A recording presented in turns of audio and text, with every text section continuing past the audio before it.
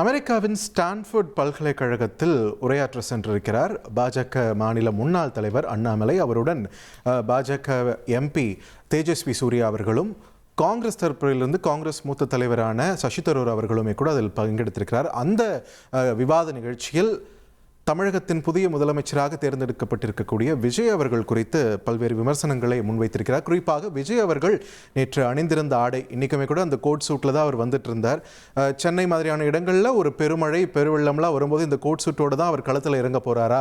இதுக்கு முன்னாடி இருந்த முதலமைச்சர்கள் மேயராக இருந்தபோது மு.க. ஸ்டாலின் அவர்களும் சரி, முதல்வராக இருந்தபோது கருணாநிதி அவர்களும் சரி, களத்தில் வேட்டி சட்டையோடு தான் இறங்கியிருக்காங்க. இவர் கோட் சூட்டோடு எப்படி களத்தில் இறங்க போகிறாருன்றதை நம்ம பார்க்க தான் வேணும் அப்படின்ட்டு அண்ணாமலை ஒரு கருத்தை பகிர்ந்திருக்காரு. அது தற்போதைய சூழலில் அது கொஞ்சம் வைரலாக போயிட்டு இருக்கிறது அப்படின்றதையும் நம்மளால் பார்க்க முடியுது. பட் ஆஸ் ஆஃப் நவ் இந்த விமர்சனம் எதை நோக்கி கொண்டு செல்லுது நம்மளோட அரசியல் களத்தை அப்படின்ற ஒரு கேள்வியுமே கூட எழுப்பி இருக்கிறது.